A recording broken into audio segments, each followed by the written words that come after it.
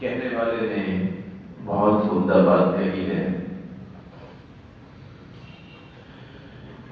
فلا والله ما في العيش خير ولا الدنيا إذا ذهب الحياء يعيش المرء ما استحيا بخير ويبقى العود ما بقي اللحاء إذا لم تخش عاقبة الليالي ولم تستحي فاصنع ما تشاء. اللہ کی قسم، اللہ کی قسم، فلا والله ما في العيش خير ولا الدنيا إذا ذهب الحياء. نہ کسی دنیا میں خیر ہے نہ کسی کی زندگی میں خیر ہے اگر دنیا اس مزے میں حیا نہیں. يعيش المرء ما استحيا بخير. جب تک بندے میں حیا رہتی ہے اس کی زندگی خیر سے بھرپور رہتی ہے. جب حیا چلی جائے تو حدیث کے الفاظ ہے ان الایمان والحیاء قرنا جميعا فاذا نزع احدهما نزع الاخر. ایمان اور حیا یہ اکٹھے آسمان سے ہے، یہ اکٹھے آسمان سے ہے. حیا چلی جائے تو ایمان نہیں رہتا، ایمان چلا جائے تو حیا خود بخود آتی ہے.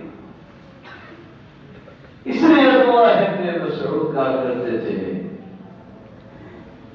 الایمان عریان ولباسه الحیاء وزینته التقوی. لوگوں لباس ایمان یہ بے لباس ہے، اس کا اصل لباس اللہ تعالیٰ نے حیا کو بنایا اور ایمان کی زینت بنائی ہے تقوی. تو ایمان، حیا، تقوی جب تک یہ تین چیزیں نہیں کسی کا ایمان خوبصورت نہیں. يعيش المرء ما استحيا بخير ويبقى العود ما بقي اللحاء.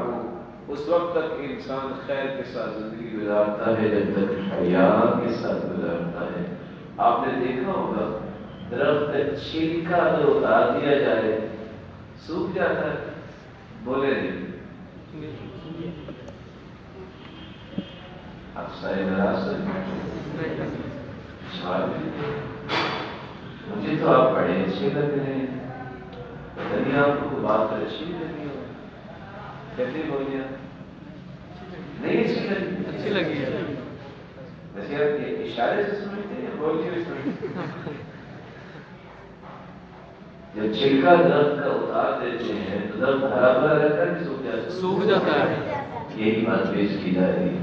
وَيَبْقَى الْعُودُ مَا بَقِيَ اللُّحَاءُ. جب تک چھلکا درخت رہتا ہے تو درخت ہرا بھرا رہتا ہے. چھلکا اتر کر سوکھ جاتا ہے. انسان کا ایمان بھی اس وقت تک باقی رہتا ہے جب تک حیا رہتی ہے. حیا اتر ہے تو ایمان بھی ختم.